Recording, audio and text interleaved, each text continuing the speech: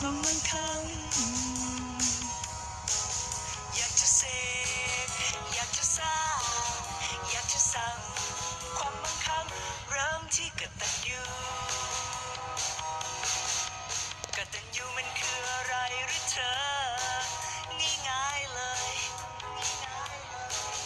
ก็แค่ขอบคุณทุกสรรพสิ่งตื่นนอนฉันก็ขอบคุณร่างกายฉันก็ขอบคุณสมองเพชรฉันก็ขอบคุณหัวใจทองคำกตัญญูกตัญญูกตัญญูนำสู่ความมั่งคั่งอยากจะเสกอยากจะสร้างอยากจะสั่งความมั่งคั่งเริ่มที่กตัญญูขอบคุณความเลิศล้ำทั้งกายและใจขอบคุณเซลล์ทุกเซลล์ที่มีคุณค่าขอบคุณตัวฉันเองที่ไม่ธรรมดาขอบคุณทุกสรรพสิ่ง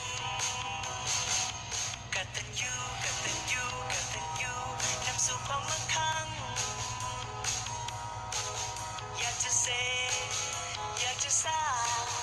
อยากจะสั่งความมั่งคั่งเริ่มที่กตัญญูกตัญญูมันคืออะไรหรือเธอง่ายๆเลย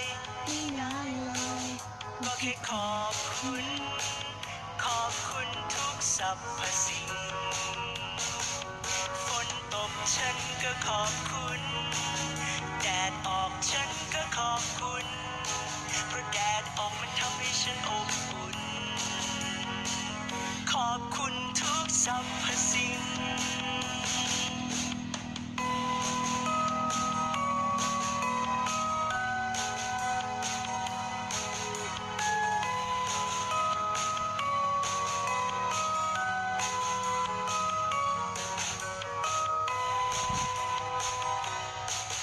ลมพัดฉันก็ขอบคุณ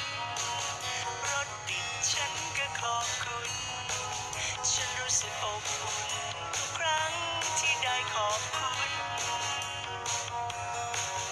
อาบน้ำฉันก็ขอบคุณ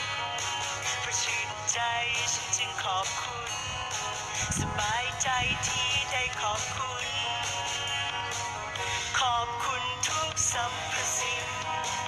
เป็นอยู่นำสู่ความมั่งคั่ง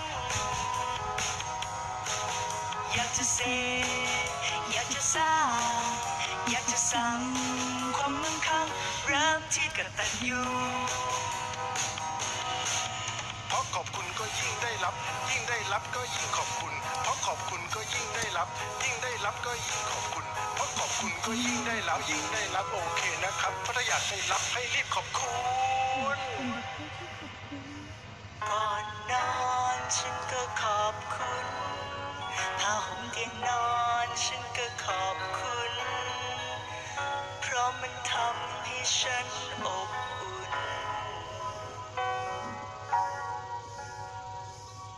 ขอบคุณทุกสรรพสิ่งชีวิตเลยดีจริงที่ได้